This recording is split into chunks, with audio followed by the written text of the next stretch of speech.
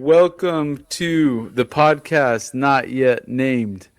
This is your host, Israel Karnovich and Nathan. I'm joined by the co-founder of Button Solutions, Nathan Pankowski. It is always a pleasure, my friend. And today we are going to be discussing a topic that a lot of people on Reddit are talking about, and it's going to be really the basis of the rest of probably every podcast episode we ever do, because it is a huge topic and a huge problem. And we are going to be talking about how you can prevent literally thousands of dollars from being thrown away from your Google ads, and an even bigger underlying issue that anybody using Google ads today is dealing with. So my name is Israel Karnovich. This is Nathan again. And we currently have our podcast unyet named, but we are probably going to go with something. What are we going to call this podcast, Nathan?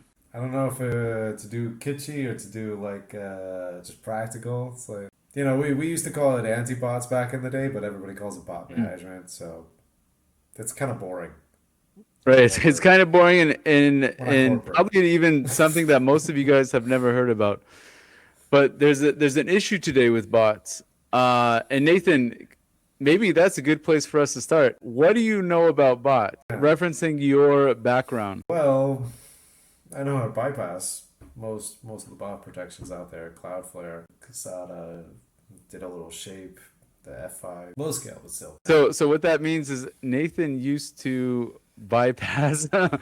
Used to do a lot of shady stuff, right? Didn't you, Nathan? No, it wasn't shady. No, it wasn't shady. The scraping is kind of a gray area, but Berkshire, the company that I was in, kept on the very light gray side of that. We were mostly doing price verification, ad verification, things like that. But I can tell you that the space is really, really varied, and there are a ton of people that are doing stuff that is very much not light gray. So, and they're very, very, very smart guys. In fact, a lot of them probably listening to this podcast now because they've been following me and getting a little bit of traction. They're thinking about switching sides too. And, we're starting a little bit of a movement of former top web scrapers that are going to make the next generation, we'll call it. Well, maybe that's a good place to start, because before we get into the Google Ads part of it, and why we're gonna get into why we'll discuss the Google Ads in a second. Maybe you can discuss how the story started with scraping and eventually that shift. So you were employed. How many years were you employed with this company that we just talked about? I'd say that I was doing like adversarial stuff for around eight years. Specifically 8 years. with my previous company, it was around 3 years total. But that was the second iteration of it. Before that, we did forensic cloud extraction, let's call it, which one of my friends would probably laugh at. It was How would you define that in simple terms for people? Forensic cloud extraction. trying to figure out if people did financial fraud by extracting their cookies and all of their information from their account, because it was a government agency. It wasn't like it wasn't, it would be shady in normal sense, but in this particular application, it wasn't. Okay, interesting. It sounded a little bit shady just a second ago, but okay, we'll take you for your word on that one. But I'm glad to be done with it. That was one of the reasons why we pivoted, because just like, all right, like, let's do something better. Web scraping seems a little bit better, so let's do that instead. It's more businessy, same skill. yeah, and maybe also more in demand. It's like still relevant to the market today. It depends on, yeah, yeah. So to a certain degree, more in demand. There's a really, really big market for bots, and for it's. I guess we're talking about ad attrition, so you can imagine if a click costs $400 for a lawyer in Miami, so it's probably pretty tempting to click on all your opponent's ads. Not that we did that. We didn't do that.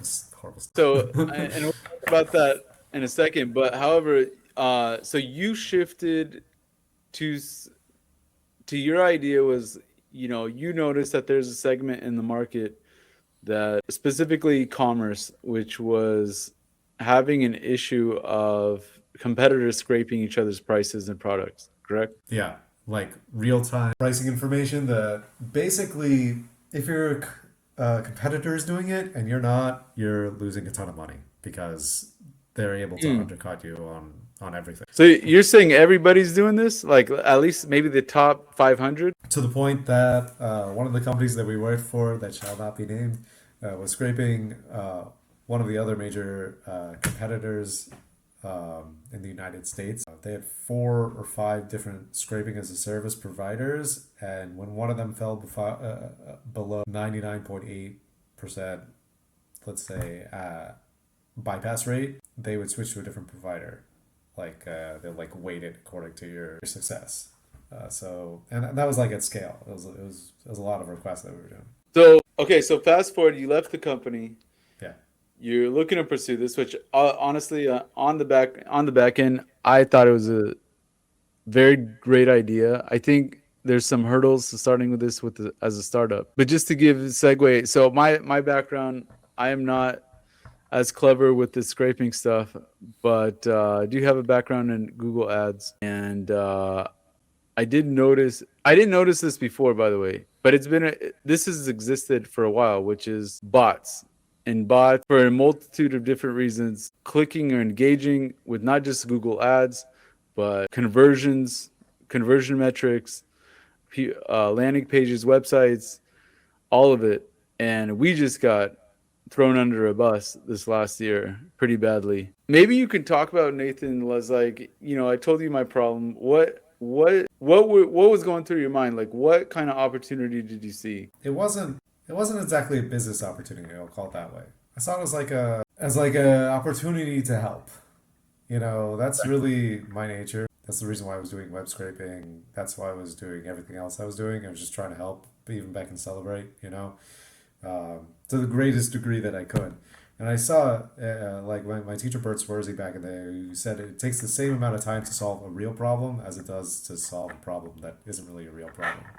So, and it's just kind of like something that became very ingrained in me to try to find the biggest pain point and solve that. So what you described to me sounded like an extremely big pain point. Like what, like small business owners, how can they possibly compete with, the giant conglomerates of the world if their money is getting, I mean, won't say stolen from them, Let's but just call it stolen. but basically, like they're getting like tons of money by bots, like, and not the kind of scraping that I was doing, but a completely different adversarial type of thing that never occurred to me that people would do something like that at scale on that level, and that you would experience it like that.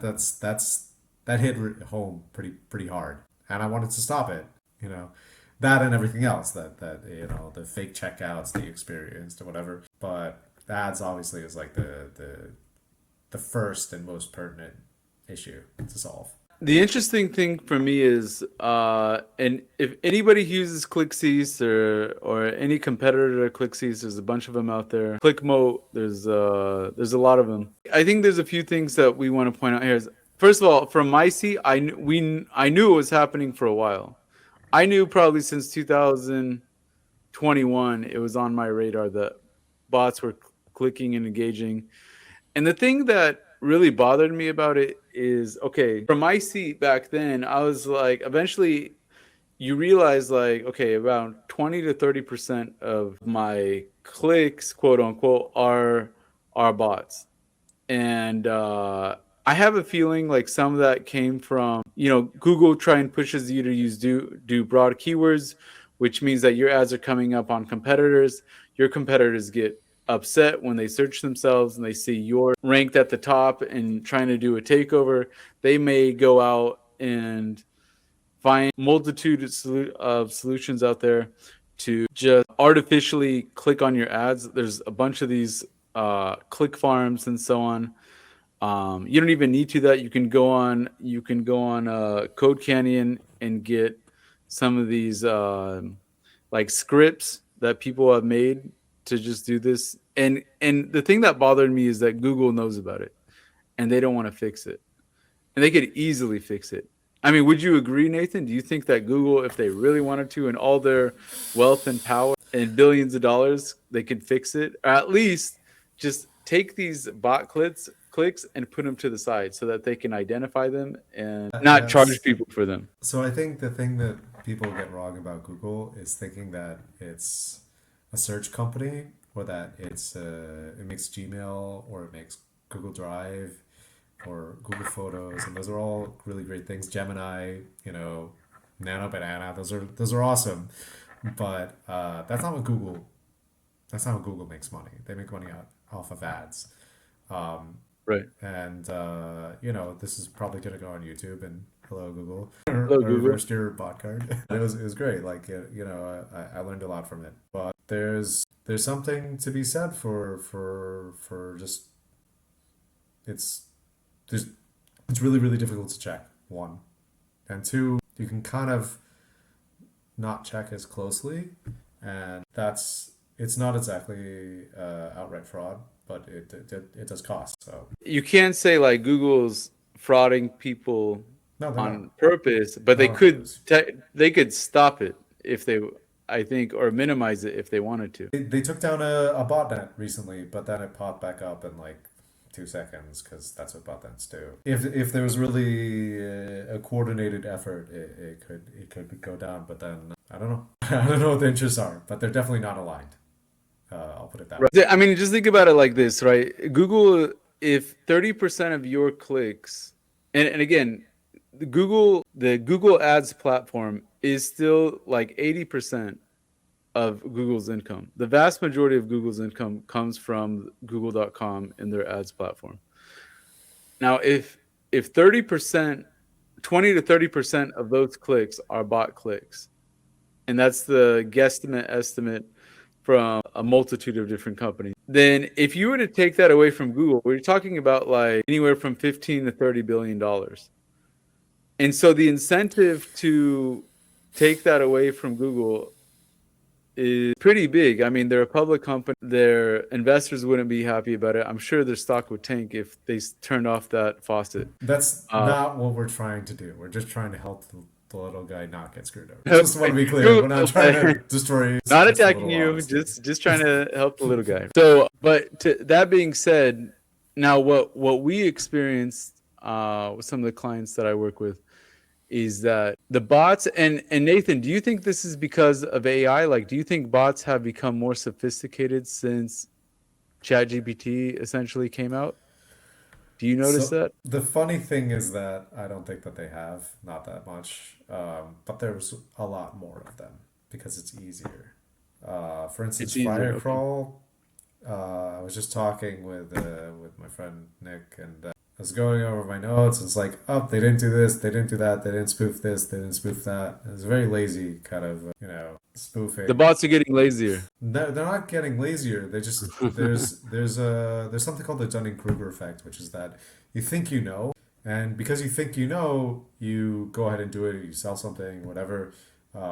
It's possible that I have that, right, because I haven't been in this space for all that long. The other side, but because I've been doing bypass, I know more or less what everybody's doing because they all copy from each other, and a lot of the people aren't aware of how many sensors there are collected on an interaction when you go to a data dome protected site, for instance, and you press and hold, which does nothing for anyone except for it just gives them more time to collect sensors. Can you tell the people what Datadome is? Datadome is a bot management solution that integrates usually on either on the app level, or a lot of these solutions. They would be the biggest one. They're not the biggest one, but they're actually the one that I started with, which is maybe why I think of them so much. Okay. As far as deobfuscation, so I went from reCAPTCHA, sorry, and like the bot guard, to Datadome, which was at the time like completely unobfuscated. Like, it was really really easy. They've stepped it up a lot to their credit. It's still not there, and there's still major issues, but it's a lot better than what it was. And so, all right, so going back to what we were talking about. So, one thing that I noticed is that the bots were engaging with conversions. And that's when I got started to freak out because we were seeing our performance in terms of real customers drop. The conversions were there, but the real performance was actually had plummeted. And I was actually really shocked. I mean, I'm shocked that bots can do things like fill out forms pretty easily and look like they're a real person. But if you go into like Reddit and stuff, there's tons of conversations about people freaking out about bots and their Google Ads performance tanking. And it's not just Google Ads. The other big guy out there is Facebook, and people are talking about how Facebook forms are getting filled out like en masse, and how much fraud there is through there. Do you have anything to say about that, Nathan? Is in terms of like bots acting as humans, maybe even presenting itself as human, so like as a Windows 11 computer using Google Chrome? Is that pretty easy to do? Is it like, do they have to have some level of sophistication to do that? So it depends. If you're using a solution like a lot of the stuff that's out there, and you're just basically whacking IPs, I guess I like to call it, right? There's a bunch of solutions that just block an IP, and IP comes too many times, put it on the blacklist, and move on. But there's a major problem with Right. residential IPs, which is basically a botnet, that you can send a request through somebody's real device that has a good enough reputation, and then you're not blocked. And there's also mobile proxies and whatever. But that's only part of the issue. There's also different layers on top of that, where you have a lot of the times what I was doing was a custom Chrome. So you can spoof all aspects of the JavaScript signals, and then on top of that, you can have mouse movements that are legitimate looking by doing human-like mouse movements. And there's some people that I know that were extremely good at that, and doing like PhD level research on that, and then used it for scraping basically, and eventually they're going to use it for defense too. So it's an extremely deep field actually. There's not so many papers on it, but the papers are read by anybody who really knows what they're doing, and they're doing like enterprise level scraping.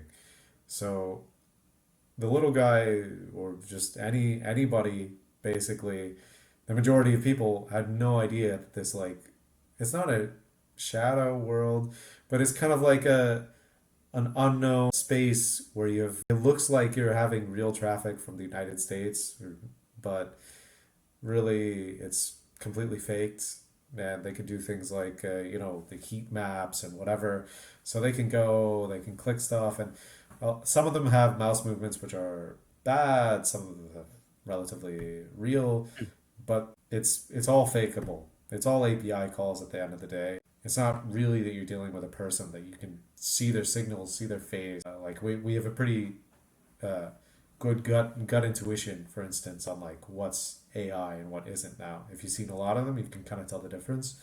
But how a lot of these systems work, the good ones, is they're AI tracking AI. So you can imagine that there's there's some problems in that way. That system, you know. So, okay. And one thing that I always thought was like maybe cost prohibitive is IPs, because you have to pay for every IP. IPs can get blocked, like you said, just block the IP and move on. Why is that not a solution? Why does blocking IP not going to work? It's not going to work because that might have been true in the past, that it was hard to switch IPs, but now it's actually harder not to switch IPs. To have a sticky section for an IP, they last for maximum like 10 minutes, something like that, and then because that's the length of time that maybe the IP is stable for a lot of these things, for whatever reason, right? So you have requests coming in, and the user doesn't even know, the scraper a lot of the times isn't aware of the complexity of the infrastructure that they're connecting to. They're just saying, get me the information, and they plug in their little login information into the HTTP string, and then well, we're really like shifting around, but yeah, so they're not aware that basically if you're blocking IPs, you're already the game's already lost, more or less, right? Like you're not doing anything except for blocking some guy that's scraping your site from his computer, right? Which could happen, and you want to block that for sure. But anybody that passed that initial stage of knowing how to scrape will think that proxies is good enough to bypass stuff, and you're toast. If you're doing user agents only, if you're doing IPs only, I mean, it might be good enough for some bots, for the ones that really don't know what they're doing. But if AI is making everything easier, then it's a lot less effective than it might have been in the past. Wait a second. Are you saying that AI is involved somehow, some way? I think AI has made bypassing more complex sites easier. There's also things like Apify that I actually use for testing. It's really really easy to just like, okay, I want everything from this page, and by accident it can crawl the entire page, and you're just like, wow, I just spent like $5 and it scraped every single page on such and such site. It's kind of crazy level of power that you have, and that's free basically. Like it's like part of the trial. There's a ton of damage that you can do, or even by accident. And so you're saying it's effectively not cost prohibitive. If you need to get 100 IPs, 1,000 IPs, you don't think it would cost an arm and a leg? 1,000 IPs is the IP providers that I'm talking about have millions of IPs, not Ooh. thousands. Thousands is like somebody that doesn't really know what they're doing, and they like have a tiny IP pool. Or I mean, there's different types of IPs. Like there's data sensors, which are with a tool like IP info, you can excuse me, you can kind of block, but there's John Altos from Jaw4 does a really good job at classifying the connection level. But there's a lot of complexity beyond that. There are a bunch of tools that are out there, but only the people who, I guess, run really big companies know about them, because they need to know about them, because all of a sudden they're getting a huge amount of bot traffic. So again, like Yeah. most of the time, it's good enough, right? Like you have scrapers coming to your site. Who cares? Like one or two things, whatever. But when it comes to ads, it costs. It costs for real, for everybody. So let's close out a little bit like on what people can do, and maybe just talk about what you're working on. Is there anything that people can do initially to minimize the impact of these bots on their Google ads, and maybe just segue into like what you're working on right now? There's the ClickCs, right? The types or whatever. There's the enterprise level, which is Datadome and similar. There's Parameter X, which is actually human security. But if you have to say that you're human, I don't know how. I don't know. There's threat metrics, all sorts of companies. Twilio, Stitch. My friend Bobby there. Yeah, there's a bunch of solutions that are out there, and I would say the biggest problem that we're facing is education. And when people are uneducated about like what the threat is, but even not even threat, you know, but what is the reality of what's happening? Because who cares about threats? It's not something that's scary. It's just like it's just unknowns. You go to your Google Analytics page and you see that 1 million people from China came to your site. That's obvious, right? Like you don't want people from China, so you block the ASN of China, right? Like okay, cool. But then you still have a ton of bots coming from the United States, and you have no idea where they're coming from, right? But they all have interaction time that's 0. So what do you do with it? Do you dispute with Google afterwards?